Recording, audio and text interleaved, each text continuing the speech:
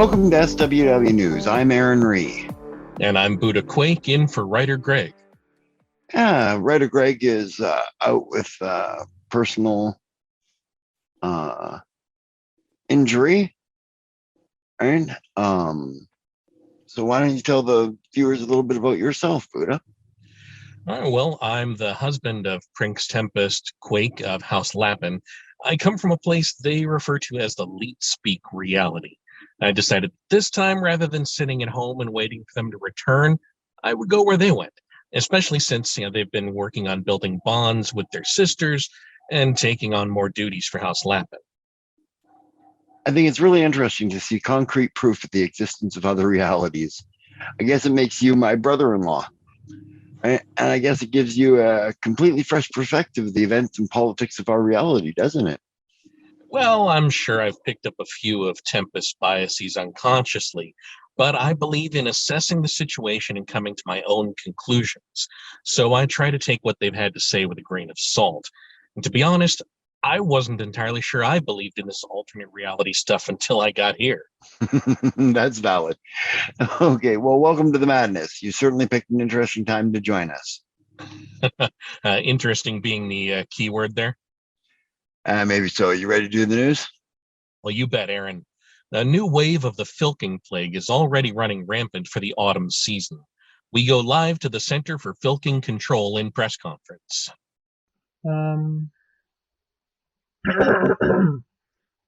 Thank you all for coming today. Dr. Mamby-Pamby here with a new Centers for Filking Control report. The fortissimo variant of the filking plague appears to already be gaining ground among literancers in the realm. Reports are pouring in that Daciana Wolfkeeper, ECC Books, Sable Aradia, Shy Red Fox, Rugrat 1, and Tempest Quake have already been seen breaking quarantine procedures and recording newly written filks despite the obvious risks involved. Who knows how many others may already be infected? If you suspect you have the filking plague, please contact Filkmaster Tempest Quake or their assistant Realm of Music for quarantine procedures. Are we really not going to talk about how the leader of the CFC has the most virulent infection of the filking plague we have ever seen? Is that just a thing we're going to ignore? Okay. In similar news, Mancer mumps, an illness that was thought to be extinct since the end of the golden age of literamancy, has made a recent resurgence. Has been reported as exhibiting the disease's trademark purple spots. Writer Greg of SWW News has also reported symptoms of the illness, which is why I'm filling in. Both literancers are in isolation. Other symptoms of Mancer mumps include extreme lethargy, writer's block, emotional exhaustion, and an increased susceptibility to such occupational injuries as carpal tunnel syndrome. It is highly contagious and potentially crippling to literancers. If you are exhibiting symptoms, please contact the World Health Organization as soon as possible at the number on the screen. And don't forget to self-isolate.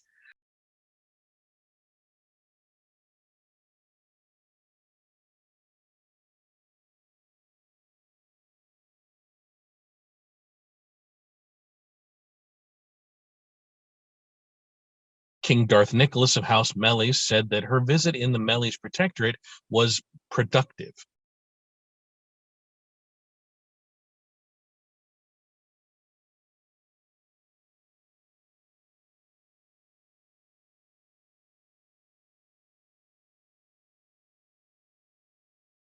While the possibility of the return of the undead horde remains a subject of debate, the leaders of most of the literamantic houses seem to be proceeding as if this is a confirmed fact. Although Queen Sable was disbelieved by many several months ago and widely criticized by GoT News and her political opponents for her conspicuous defense expenditures, the tide of public opinion appears to have turned. The mother of bunnies could not be reached for comment. She's your wife, right? Why couldn't she be reached for comment? I think she's made her opinion on this well known. I wouldn't have presumed to speak for her, but I happen to know she hates repeating herself. So tell me, Buddha, what do you think? Will there be another Tome War? Well, from what Tempest has told me, that seems likely. Well, why don't you tell us what you know? it would be interesting to get the perspective from someone from another reality. Well, from what I understand, the tome reappeared in this reality 2 years ago. An entity known as the Night King led the first undead horde of this era against the houses in the first Tome War. And Tempest mentioned something about litteramantic competition at the time. They weren't clear. Then the next year, in the midst of inter-house squabbling, it happened again with the living dead girl leading the horde. It seems to me that if the Iron Tome is present, tome wars are a natural consequence, and I don't think anything has changed in regard to that. Yeah, true. So what do you think should be done to prepare for this hypothetical tome war? Well, we should be banding together, don't you think? From what I understand, since the last Tome War, 3 of the 4 minor houses are completely new. Kitsune folded after revealing they were secretly a mafia, the self-care mafia, no less. Tempest folded in Kendium to form the Chaos Cartel, as well as to support House Lapin and Queen Sable, their sister. And Isaac folded House Capre due to loss of public support after the GoT news debacle. Of course, rose to major house status in July.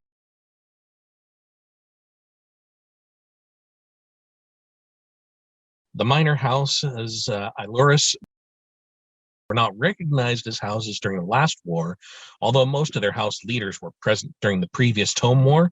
And are these new houses up to the challenge of another war? During wartime doesn't seem like the best way to find out.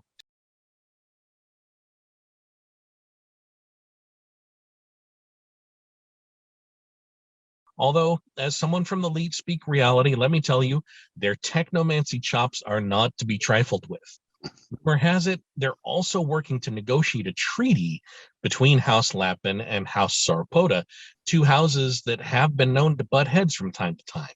Now, this reporter is of the opinion is approaching the likely Tome War from the right angle. We should be working together to prepare for the inevitable, stockpiling resources, working on keeping lines of communication open, and strengthening existing infrastructures. And on a selfish note, I've just gotten to this reality. I'd really like to see some of it before there's another war, you know? In principle, I agree with you. Banding together has proven to be an effective strategy. Arguably, banding together under the Grand Alliance saved the realm in the Second World War. And the defenders of the realm made it clear that only by banding together were they able to prevent a Third World War from arriving early. But the fact is, zombies are not interested in making treaties. They are there to eat your brains. Most of them lack the mental capacity to understand the offer to negotiate. So to suggest that we need to neglect our defenses is foolish at best and downright suicidal at worst. Yes, the houses should band together as long as everyone has a pulse, but they should not hesitate to shoot first and ask questions later if the horde is at the door. While we are stockpiling resources, we should extend this to military resources, ammunition for one thing, and good axes, maces, scimitars, or machetes for up close and personal backup. Another point to consider is that once Tome Knights have been subsumed into the undead horde, they generally maintain their intellect and memories, just not their souls, or indeed any sort of moral compass.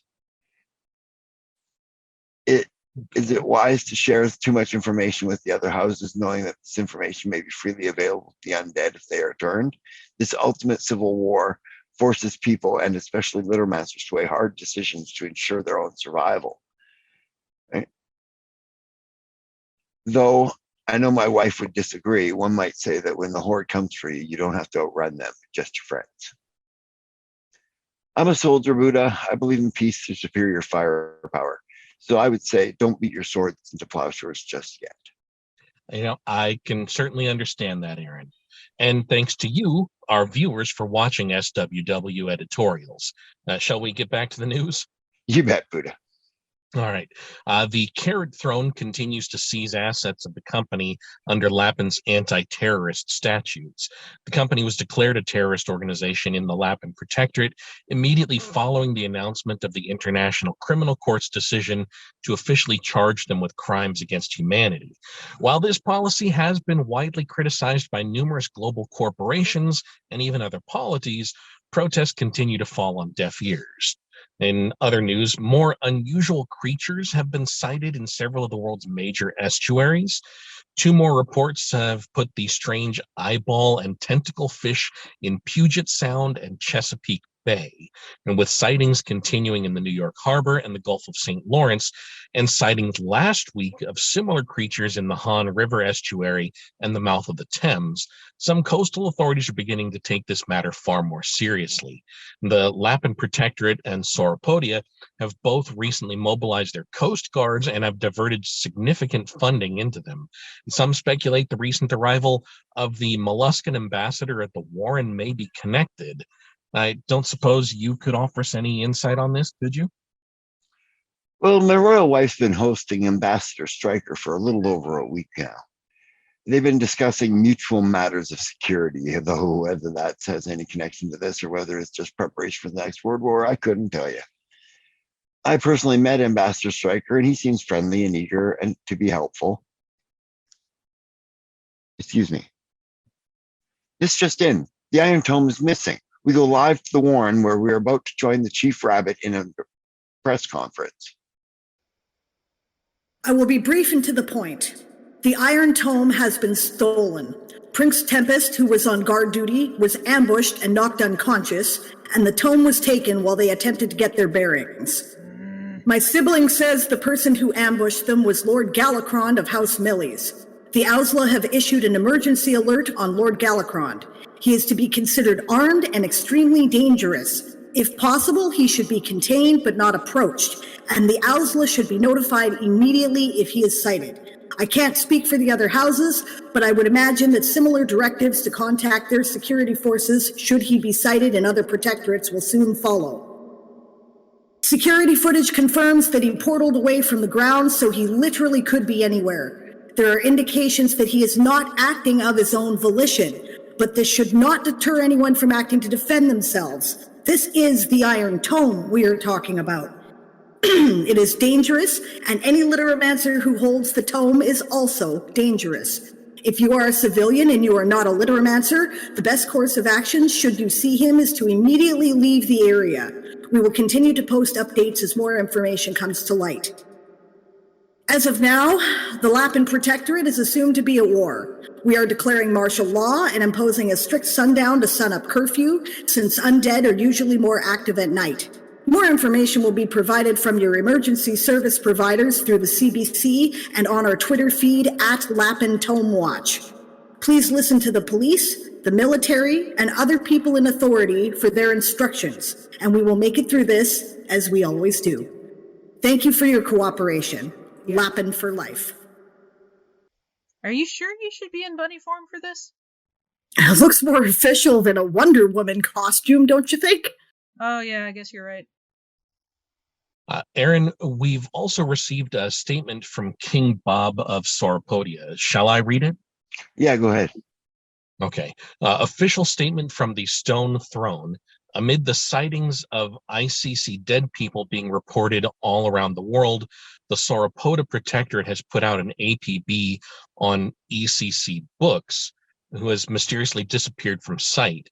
Unless definitive proof shows ECC Books to be deceased, we cannot be sure of the origin and nature of the creature seen amassing the undead hordes around the world today. Stay tuned for further bulletins. I'm not sure I understand the context here.